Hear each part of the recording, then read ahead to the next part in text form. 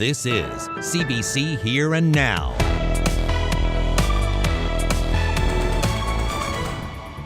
Good evening and welcome to Here and Now.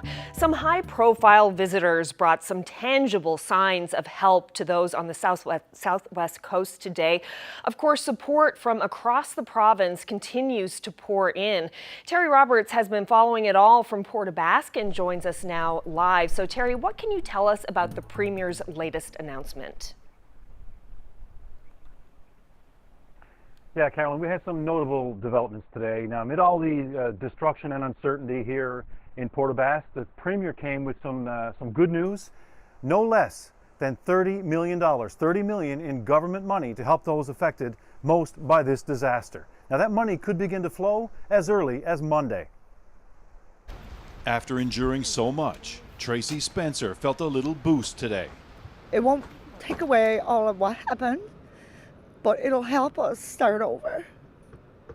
And hopefully we'll get a home to live in and not have to worry about this again. Help is on the way for Fiona victims like these. This is immediate one-time financial assistance. The provincial government is committing $30 million with the expectation that more will be needed. About $5 million of that will start flowing through the Canadian Red Cross as early as next week. We understand that this, may not touch everybody, but it's an attempt to get money into people's pockets who need it the most in this time of distress. $1,000 per household for people temporarily evacuated. $10,000 for a family whose home is no longer livable. But most of the money, about $25 million, to help families rebuild. Speaking to several individuals yesterday, it's emotional, it's heartbreaking, and we hope that today's announcement causes some alleviation of their stress and strain during this terrible time. Over the long term, the province expects more help from the feds. The Prime Minister was here today, touring the mayhem and speaking with storm victims. Like you said, I own everything. Now I ain't got nothing. The Premier expects Ottawa won't hold back. He needs to be here with financial support as we rebuild. On Osmonds Lane, a difficult scene. At least 4 homes destroyed, lives in turmoil, but thankful for the help. I felt stripped of everything and I felt a little embarrassed having to go there. But do you know what? When you have nothing left, go. It's for you. The flow of emergency aid into the community is constant. This truck arrived today from St. John's. Members of this under-13 hockey team showed up to help unload. A lot of these kids, there are a few kids on the team that have been affected. 2 of our players, actually, U13, have lost their homes. So, the kids just do wonderful work coming together. Bella Seward and her mother are homeless. Despite this, she showed up, wanting to help others. I just want to really help people because even though I lost my house, I'm still fortunate because I have my dad's house and some people don't even have a house right now. And I just really want to help other people. And that help can't come soon enough. Officials say the number of homes no longer livable is nearing 100. Now, I asked Tracy Spencer today, what's your most urgent need right now? And I thought you might say, a place to live. But no, like most people affected by Fiona, they're being taken care of by family. So her one request was a belt to help keep her pants up. So, it might not sound like much, but after Fiona, no one has taken even the smallest things for granted around here. Reporting live for Here and Now, I'm Terry Roberts in Port aux Basques. The house is here next door. It's fine. Well, down there, right, the graves down there, you wouldn't even tell it was down there. Yeah. Concrete floor and everything is gone. Well, Justin Trudeau was in Port aux Basques today touring the area and speaking with residents. The Prime Minister surveyed the hardest hit areas of the town this afternoon and met with first responders and volunteers. Canadians have raised nearly $10 million for the Red Cross so far, and Ottawa has pledged to double that. Trudeau says DFO will also be there to support those in the fishery as they rebuild their livelihoods. Premier announced a $30 million package. The federal government will be part of that. We're going to continue to step up as necessary. The one thing that we've seen already is the level of strength of community as people have been there to support each other. The federal government, the provincial government, municipal leadership, we're all going to be working together to make sure that people get settled by winter. Trudeau says another announcement is coming tomorrow, this time for small businesses. Ottawa will be easing various filing deadlines, saying it wants business owners to focus on getting back on their feet in the wake of Fiona. Well, the music industry in Newfoundland and Labrador is well known for lending a helping hand in times of need. Well, it's no different now. Just days after disaster struck, a benefit concert is already in the works. Here now's Henrika Wilhelm has that story. While the southwest coast still grapples with the aftermath of Fiona, help is being organized on the other side of the island. We're getting a benefit together to help the people of the west and south coast from Hurricane Fiona. But if they want to fight for her, I'll surely take a stand. They've done it before, and now they're doing it again, performing to help those hit by disasters. In 2003, after the Badger floodings, and in 2010 with the We Stand on Guard concert for victims of Hurricane Igor. This year's motto, We Stand on Guard again. As Newfoundlanders and Labradorians, not come from away was a great example of that, but that's just it just showed it to the rest of the world, something we already knew, that we are there to support each other, and we always will be. St. John Sports and Entertainment is really pleased with and honored to be able to be a part of. And certainly when Chris called and said, hey, we want to be on board, and or would you like to be on board? And we said, by all means, we'd love to be. The proceeds from the concert will go to the Canadian Red Cross, with hopes that the final amount raised will be matched by the federal government. We're hoping to raise, hopefully around $500,000 would be my personal goal. Details, performers, all yet to be determined. But Shanneyganock will be there because this is personal for Andrews. Shanneyganock played Burnt Islands Come Home here this year, for example, which was such a beautiful community, and they had such a good time, and they worked so hard. And to see that was just devastating. Port aux Basques, Isle of Mort, Harbour Lacou, Burgeo we played there, Ramia, all around those areas, it's just heartbreaking. Tickets aren't for sale just yet, but the concert will happen right here on October 30th, and it will also be broadcast. And all the proceeds will go to the Red Cross to help those impacted by Fiona. Henrika Wilhelm, CBC News, St. John's. And while we deal with the aftermath of Fiona in this province, people in parts of Florida are dealing with Hurricane Ian, which slammed into Florida's southwest coast today. We'll have coverage of that Category 4 storm later in the show.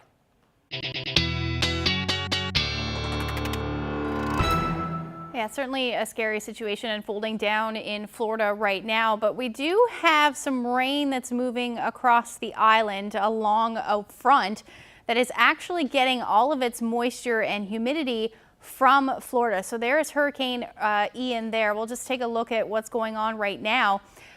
Category 4, as Carolyn just mentioned, winds at 230 kilometers per hour. They are gusting at 305 kilometers per hour. That eye wall just moving in now, making landfall. It did make landfall as a Category 4. And as the system continues to track further inland, we're going to see those strong winds move in and bring some substantial storm surge right along with it. We could see 3 meters of water, or about 10 feet. And as that continues to track through Florida, and then again making another landfall likely in North Carolina. So definitely a situation that we're watching. Now, as far as rainfall goes here, not nearly anything like they're seeing, but we could see somewhere between 10 to 20 millimeters, and I will get into the forecast when I come back. Thanks, Ashley. Hockey NL is making it mandatory for some coaches to learn how to prevent sexual violence. This in the wake of the Hockey Canada scandal, which saw the governing body come under fire this year for its handling of sexual assault allegations. As the CBC's Heather Gillis reports, advocates say it's a good first step.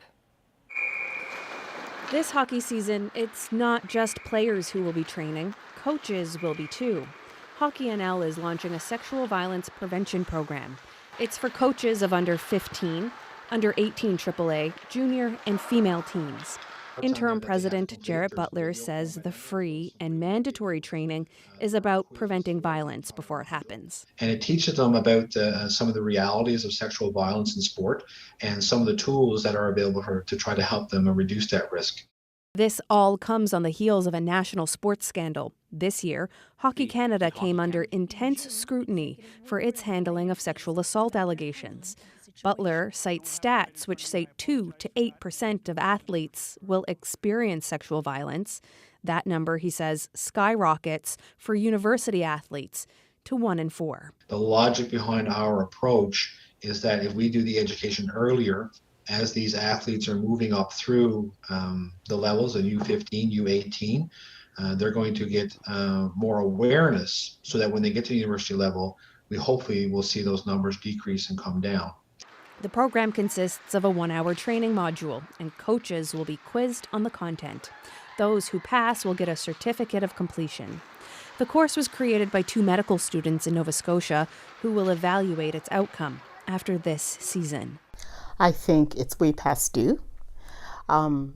Beginning steps, though. Beginning steps. Sandra McKellar is the executive director with the Newfoundland and Labrador Sexual Assault Crisis and Prevention Centre. She'd like to see the program offered to more of the hockey community. It needs to be addressed at all layers. Not just the top of the organization, but the players, the audience. Butler agrees, saying Hockey NL hopes to involve more coaches and players, and later add mental health training. Meanwhile, McKellar says education and awareness programs like the one that Hockey NL just launched can cause victims and survivors to come forward. She says support is also a vital and critical piece of the education. Heather Gillis, CBC News, St. John's. Well, there's a warning tonight about a dangerous drug circulating in Corner Brook. Police say fentanyl is being found in some illegal drugs sold on the streets, and they believe young people are buying them. Ingesting fentanyl could cause death, even in a minuscule amount. The RNC is urging anyone who uses drugs or knows someone who does to have a naloxone kit close by. Also on the West Coast, in Lourdes last evening, a 13-year-old girl claims an unknown man approached her, making an inappropriate remark and grabbed her by the shoulder. Police say she kicked him and then ran away. It happened just before 7 o'clock near the local post office. The RCMP are hoping someone witnessed what happened and can help identify the man. Well, for a second year, September 30th is being recognized as a statutory holiday as the National Day for Truth and Reconciliation. In this province, government workers will again get the day off, but as Here and Now's Garrett Berry explains, this year's observation will be a little different. But the request for people reaching out, wanting to do something, wanting to show up was overwhelming. It hadn't happened before. On the last day of September last year, many marked Orange Shirt Day for the first time. For First Light, it was an emotional and busy day. And it made us realize that we need to have something for those individuals to attend and to heal together. This year, First Light has plans beyond the Orange Shirt campaign. If you are new to reconciliation, if you are just learning about the history and legacy of residential schools, First Light, we like to believe that we are welcoming and we welcome everyone and anyone, and we want to teach and we want to educate. And so my advice would be to just show up. Set for Friday at Pippi Park in St. John's, a private event for residential school survivors and their families, followed by a prayer ceremony held in the spirit of reconciliation. Both will be attended by cultural support workers. Our residential school survivors relive a lot of pain on those days, but it is important to commemorate and to recognize their experience and to let them know that we are here, we support them, and we want to heal together. And it's also a day to renew commitment. First Light is proposing what it calls a Reconciliation Council, with representatives from the Provincial Indigenous Women's Steering Committee and the provincial government, to implement recommendations from the Truth and Reconciliation Commission and the National Inquiry into missing and murdered Indigenous women and girls. If the province says we don't know how to start, any level of government says we don't know, the work has already been done, and it is laid out in those documents. First Light says it's time. The people of this province are ready for reconciliation. Garrett Berry, CBC News, St. John's.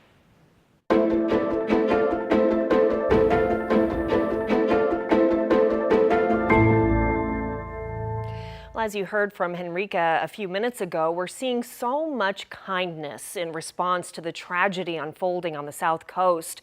Whether it's donating food, clothing, or money, the CBC's Troy Turner has a story now about a company stepping in to help provide 36,000 litres of a basic necessity. Fisher Transport normally fills its tankers with milk. The company has a contract with the dairy producers of Newfoundland and Labrador. This week, the two teamed up to help the people of Port aux Basques by delivering a different product, but one that is just as essential. Well, for me, like, it's humbling, and same as my boss said in St. John's, like, we take water for granted, and when you don't have it, and it brings real, say, a humbling feeling, whatever, that you can actually supply this for a town that size. The effort came together quickly. 4 o'clock yesterday, I got a call, whatever, that there was a load of water needed to be hauled at Port aux Basques, and I jumped on it. Gillis filled the tanker with water from a hydrant in Corner Brook. After that, he drove it to the southwest coast. A different system.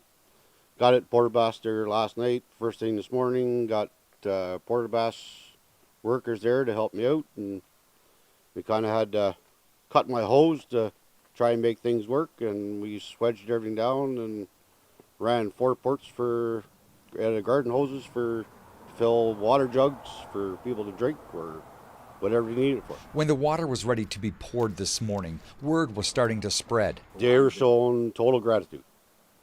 I mean, you're getting thank yous from just about anybody that's seen that trailer show up there and getting things set up.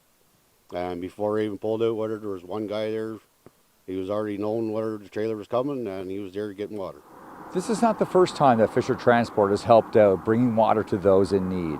And from that feeling of gratitude that Gillis said he felt once he knew he was delivering water to people of Port aux Basques and the surrounding area, it probably won't be the last. Troy Turner, CBC News, Corner Brook. Well, support for people on the southwest coast isn't limited to the island. There's also a donation drive happening in Labrador West, where the operator of a moving company is slowly filling a large truck with needed items. We're just picking up some donations that Kelly lined up here in Lab West for the folks over in Port aux Basques and surrounding areas that were affected by the hurricane. But I do know a lot of people, like from past playing hockey and stuff like that are from the area. So I know there's a lot of people out there in need. So hopefully this will help them out. Because people lost pretty well everything. So until they get a list done up and find out where people are going to be staying and etc., then I guess the furniture and stuff like that will come later. But right now it's clothing on their backs.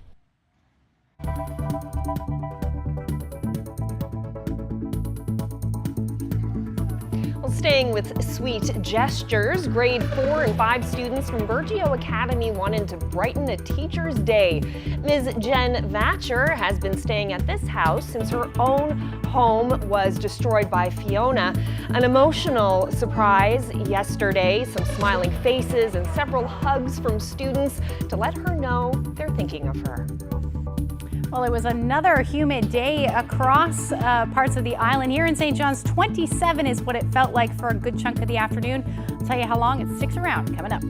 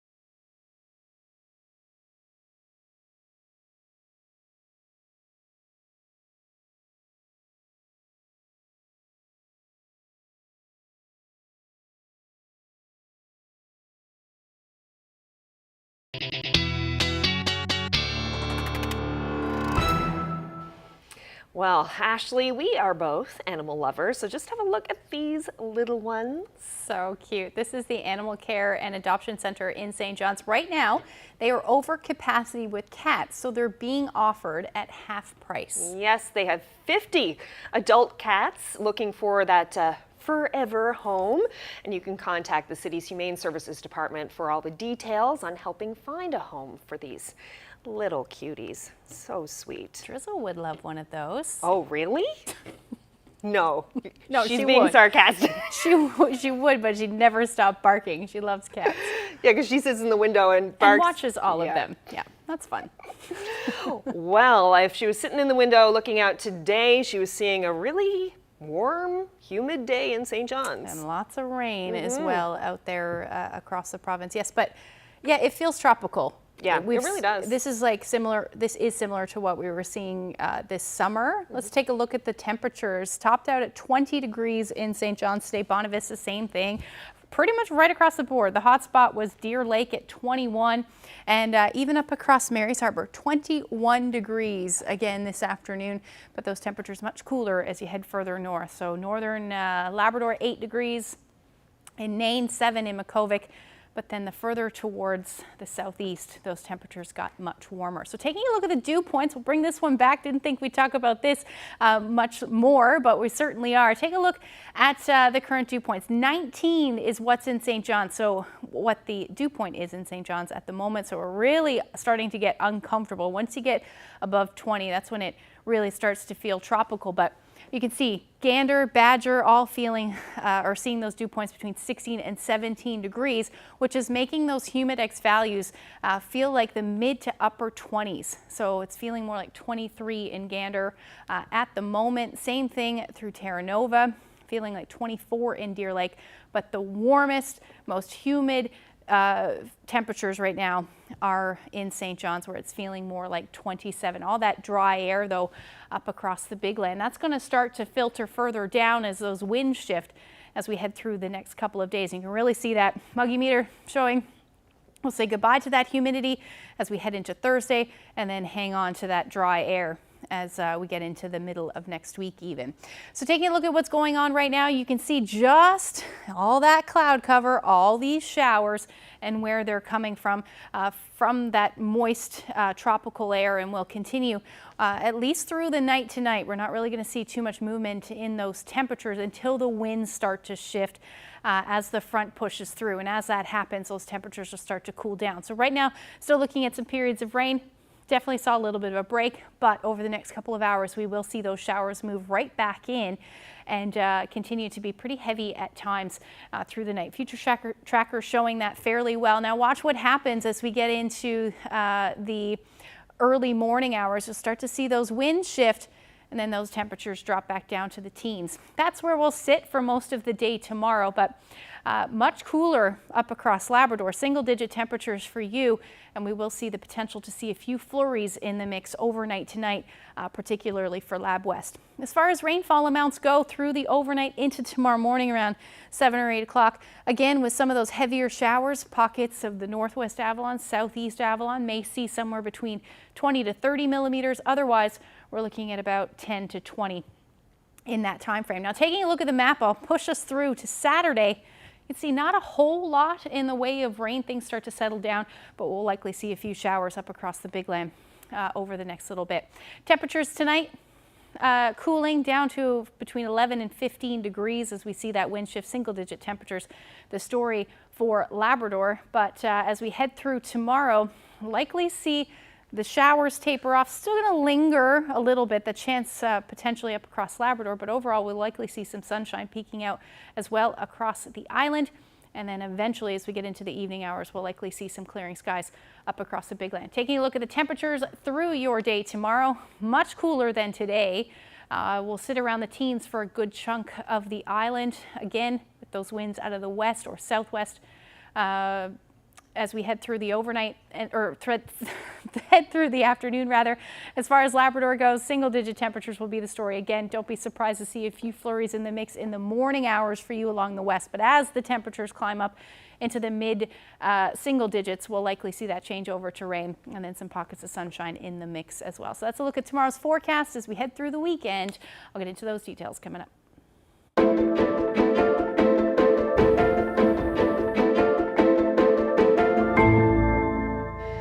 We're getting a broader view of the damage done by Fiona on the southwest coast of the island as people begin to assess their properties.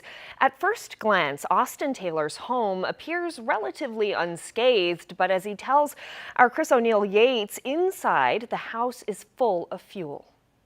This is a wheelchair ramp for our handicapped daughter. And, well, you can see the debris. And the house looks intact, he is intact. But he's full of fuel. No. Oh, you can smell it. As soon as you open the door, we're into fuel. Where did that come from? Apparently, I guess somebody's fuel tank, or furnace, or tank, whatever, collapsed and it came in the basement of the water.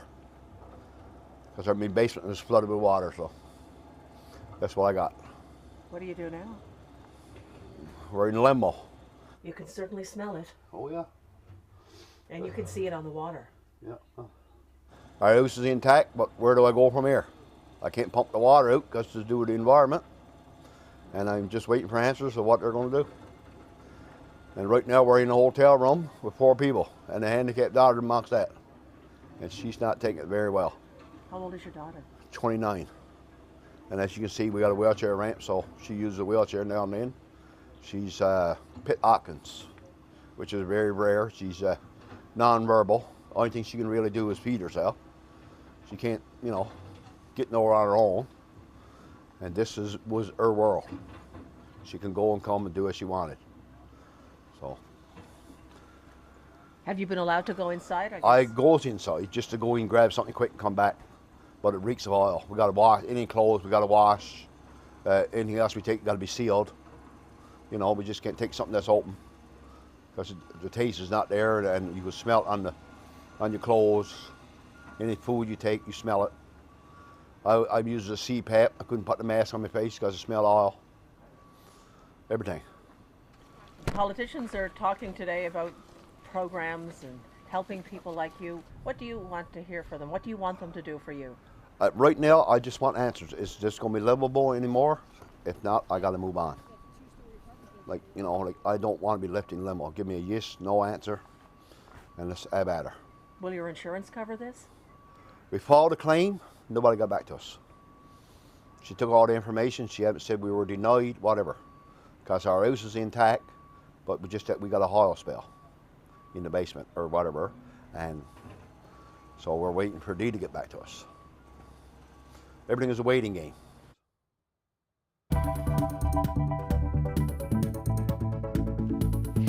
A Newfoundland man who lives in Florida is doing what a lot of other people there are doing, preparing for the worst as Hurricane Ian reached land in the last couple of hours. That story is next.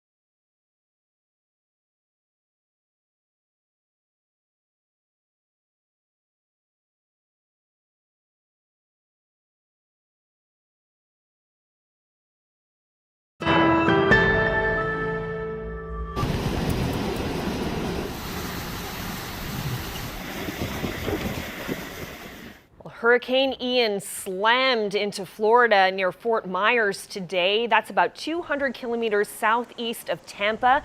The massive Category 4 storm is packing heavy winds and torrential rain. It's expected to bring rainfall of up to 450 millimeters in some areas. Officials are warning of powerful storm surges and catastrophic flooding. Millions of people have been ordered to evacuate to southwest Florida, and Florida Governor Ron DeSantis has declared a state of emergency. Well, many Newfoundlanders and Labradorians have strong ties to Florida, whether you're a snowbird, a frequent visitor, or have friends and family there. Joining us now is a Newfoundlander who's been living in Florida for about 2 decades. Carl, 80, is from St. John's and lives in Odessa, and that's just north of Tampa. Carl, thanks so much for making time for us. Sure. Well, we've been seeing extraordinary video of the hurricane making landfall. Can you tell us how you and your family are doing? We're doing pretty well right now. We've had some really heavy wind and rain, and we have the house all boarded up with plywood. The power only went out for a short period of time, just a few minutes, and then came right back on. But right now, everything seems to be fine. I think, though, the worst of it is still to come. Mm-hmm. And can you tell us where you are? You're on the porch of your house now, looking out into your front yard? Yes, I am. Yeah, we live on a lake just a little bit north of Tampa, and we're getting we have a lot of trees around, so I'm getting some branches coming down and getting a lot of rain. Mm-hmm. And where does your location fall in terms of the path of the hurricane? I'm on the western side of the hurricane, actually in the red zone, which is in the path, the main path of the hurricane. But we're probably going to get more of the outer band wind and rain rather than a direct hit. What are you expecting to see weather-wise in the next few hours? You say that the storm is starting to ramp up a little bit. What are you expecting to see where you are? I'm expecting the wind to really get high and the rain to pick up significantly. We're expecting about 24 inches of rain, which is about a month's worth of rain over the next 24 hours, I guess. And I'm anticipating, and the wind out here right now is about 50, 60 miles an hour, and it's supposedly going to get up to about 150. So that could be pretty damaging. And you were out looking around earlier today. What sorts of things are you seeing where you are in terms of how people are preparing? Yes, we were out looking for some additional gas for the generator empty, and everybody is either evacuated or kind of staying at home. Mm-hmm. And stocking up on gas is one thing. What other things are you doing to prepare? We've got our generator out ready to go. The houses are boarded up with plywood, and everybody is kind of staying safe. It's really, obviously the worst is yet to come. Have you thought about leaving where you are? Yes, we did, and but when I noticed that the hurricane had turned more south, I realized that it wasn't going to be a direct hit on where we are, so I thought that we would stay. I was going to go to my father-in-law's house in Daytona, but it appears as though he's in the same location that I am. He's just on the eastern side. Mm-hmm. And we also have a place in North Carolina, but the I-270 or I-75 and I-95 are normally just block solid, and you can't move at all. So we're staying here. So hunkering down for now. There were warnings that this storm would be catastrophic, and I know that you've seen what's been happening along the coast in some places, like in Fort Myers. What's going on in your mind right now? There's going to be a lot of damage, and the storm surge in this area was predicted at 6 to 9 feet initially, but as the storm turned, it went down to 3 to 6 feet. But the storm surge itself on the coast is supposed to be still up around 9 feet, which is absolutely devastating. So I was really worried in the beginning, but I'm a little more relaxed right now, thinking it's not going to be quite as high right here. Mm-hmm. What other worries do you have about what might come of this storm? Mainly the wind. The wind damage is really devastating, and I'm fearful that the roof may come off the house, and we'll have a lot of structural damage. Well, Carl, Adi, we will be watching and hoping for the best for you and your family and everyone in Florida right now. Thank you so much, and take care. All right, thank you very much. Well, staying with Hurricane Ian, officials are warning that Ian has the potential to be a once-in-a-century storm. The CBC's Paul Hunter has this report near Tampa. It is going to be an uncomfortable rest of day and night here in Tampa Bay. But fingers crossed, people in this city are beginning to think maybe they've dodged the worst of Ian. I want to show you something dramatic though. This is Tampa Bay, right? And you can see there's the water line normally. But what Ian has done, it has pulled the water out over this swath of area, and it's all gone for now. One of the concerns, had the storm hit hard on Tampa Bay, was that would come back in a surge. The thinking right now, again, is that it likely won't. As I say, this city may have dodged the worst of Hurricane Ian, which is happening that way, about an hour's drive in normal times. Nonetheless, people in this city are preparing for the worst, just in case. As I look around, I see the houses behind the camera. I see windows boarded up everywhere. The downtown was empty as we came down to take a look at the bay today. And in the sort of on higher ground, emergency command centers are being set up. As we drove in last night, emergency vehicles coming in, power repair crews coming in for the work that lies ahead. If not in Tampa Bay proper, then in areas just to the south of here.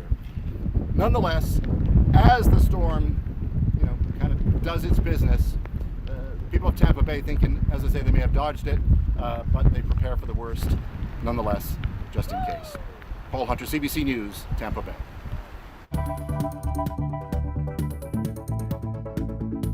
Here to announce today $30 million in immediate Hurricane Fiona financial assistance from the provincial government.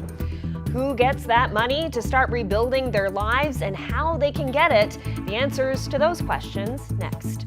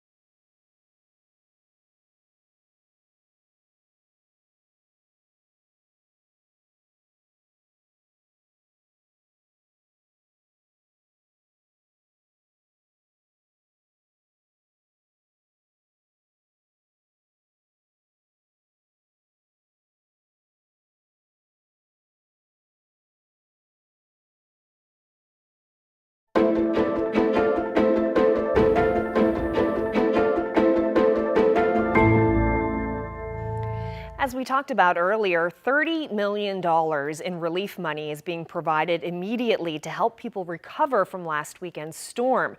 Here's Premier Andrew Furey spelling out where that money will go.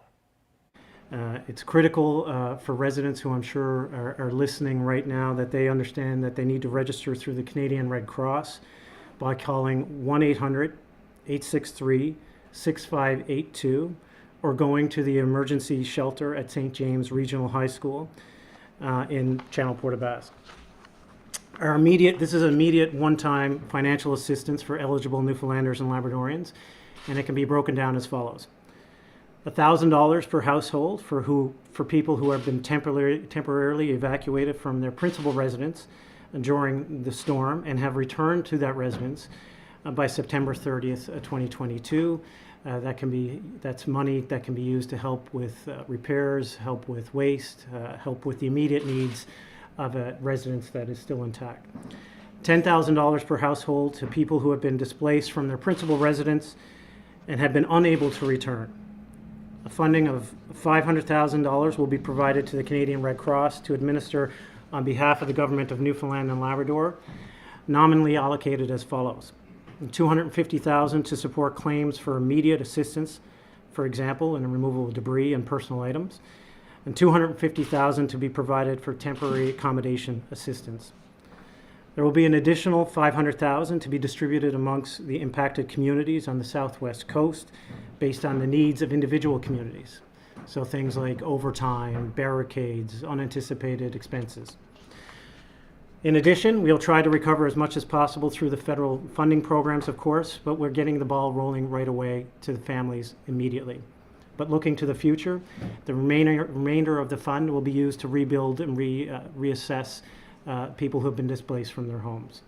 We recognize that will require significant coordination across all levels of government, but we want to make sure that people know that financial assistance will be there for them in the rebuild. So if you do the math quickly, that's anywhere from that's about $25 million for the rebuild purposes.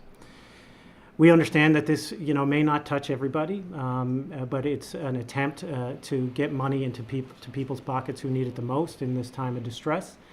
If there are people who slip through the cracks, we want them to call the helpline that Joanne at the helpline that we've promoted before, and we'll do our best to accommodate. There will be will require you to apply for funding, especially for the long-term rebuild, under the Hurricane Financial Assistance Program via the Canadian Red Cross. And details on that exact application process and forms will be coming in the oncoming days. You'll also be able to find information on this and the previous items we discussed on the govnl.ca webpage. There will be a link there. Well, let's go to Burnt Islands now, about half an hour down the road from Port-aux-Basques. Now, people in that community are still feeling the trauma left behind from Fiona. Less than 700 people called Burnt Islands home, and as CBC's chief correspondent Adrian Arsenault learned yesterday, some are now questioning their future there. Some even say they'll never live near the water again. Alongside the frayed threads of Burnt Islands roads, Fiona's real rage almost sneaks up on you. All the homes and livelihoods snatched into the sea. The power of that wind and water is just disorienting. All those suspended lives. Hey, how are ya? And neighbors all pitching in to somehow set it right. This is your home? Nope, this is Wanda's home. Wanda's home? Yep. Hey, you're Wanda? Yes, it is Wanda Taylor, tackling the asphalt Fiona threw at her house. As you can see, I didn't lose my house, but I did lose a home. What I felt was our safe haven. This is one of Fiona's complications. Wanda and her kids escaped the water, have been able to come back and sleep here, but everything is different now. I didn't sleep much, but when I did doze off, it was just the sound of the foghorn and just to hear the waves hitting the rocks. It was just wake up in total panic and be like, okay, where is everybody? Is everybody okay? Like, just everything, I guess, just comes flooding back. But it is very, very scary. As she was fleeing in that moment, this is what she saw. The water claiming everything in front of her. Not the people, mercifully. The people got out. I got neighbors that don't have anything to return to, and although It hurts me to see what we work for, but I mean, we can somewhat repair this, but they have nothing to return to. That's about more than houses. The fish processing plant hasn't run in years, and the industry has suffered. Not many new people flowing into it. So for Glendon Vaughn to invest $500,000 into fishing here was an exercise in hope. Fiona wasn't having it. You moved to Alberta and other places to look for work, right? Yeah. But me, no, I wanted to stay here and I wanted to be into the fishery, so I knew it was going to be a large investment. So I took the gamble. And like I said now, if something like this, terrible happened like this, I mean, it don't take much to set somebody back, you know, after investing a lot of money. It's all basically gone. His new fishing stage full of new gear being carted off and sold for parts. It's one thing for an outsider to be shocked by destruction, infinitely worse when you know what used to be. Town is gone, your history is gone, you know, the landmarks is gone. What was over there, right? You know, you're talking 150 years of building. I mean, it's part of our town, you know. Consider John Kane's little wooden model. It's a treasure now, a replica of the stage his great-great-great-grandfather built. The government declared it a historic site until the water swallowed it. Yeah, and there was a lot of memories from here for the entire family. Ever since I grew up, I remember the stage being there, and I'm 74 years old. As extra protection for that precious building, it had been tied to a bridge. So when it started to go, Beulah Petit had to make a hard call to cut the rope. And where did you cut it? I cut it up there. Up on the bridge, yeah. Cut it up there. Yeah, I was scared. I was scared. Sure. I said, oh my God. She had to let it go. And now comes the toughest of decisions, where to call home. Oh, I never want to live beside water anymore. You don't want to live on the water anymore? I don't think I want to live close by the water anymore. But what are you going to do, Beulah? I don't know what we'll do yet. People of the sea have a new relationship with it, and getting past what the ocean took is going to be a while.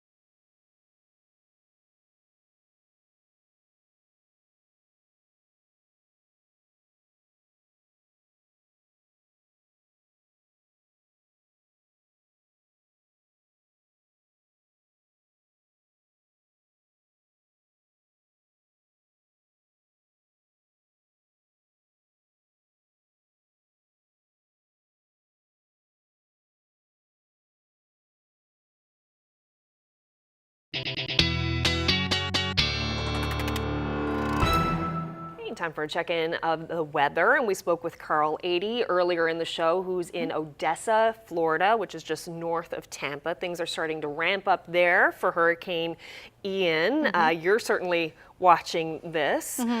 What's happening with that storm now? Yeah, so winds have come down a little bit from when it first made landfall. So let's just take a look at what's going on at the moment. So still a Category 4, but you can see those winds down to about 285 kilometers per hour right now. And still potentially, well, it will track across Florida as a Category 1. As you can see there, about 100 kilometer per hour sustained winds even through tomorrow afternoon as it heads towards the coast. And then eventually as a tropical storm heading towards North Carolina again, South Carolina rather, and those winds gusting around 100 kilometers per hour. So I'll just zoom in a little bit to show you where Odessa is on the map. So just north of Tampa is where we're seeing those showers right now, and likely some stronger winds as well. So here's a look at the system. At the hurricane, rather, you can see the eye of the hurricane. We don't really see a whole lot of wind in it, but those strong winds, it's actually off my scale. So over 150 kilometer per hour winds for quite a large area. If we move forward in time, we'll see those winds track towards Orlando. We could be in that 100 kilometer per hour wind gust area as we head through the afternoon, and then eventually that moves offshore. So certainly lots of wind. That's not even the story though. The storm surge really is what is significant. So definitely going to see some updates in the coming days for sure. Taking a look at what's happening on this side of the Atlantic, we are looking at things finally starting to calm down as we head through Friday. Some sunshine showing up, which will be nice down along the southwest coast for cleanup for sure, with those temperatures around 15 degrees. As we head into Saturday, hanging on to that sunshine, so a fairly quiet stretch of weather. We may see a few showers develop through central, the west coast, northern peninsula, and then parts of Labrador as well, particularly. You may even see the chance of a few flurries in the mix, and that will generally be the story. But taking a look at the long-range forecast, boy, is it going to cool down to the single digits by the time we get into Sunday and Monday. Chance of a few showers, but Monday looking at that sunshine. However, single digits as the daytime high.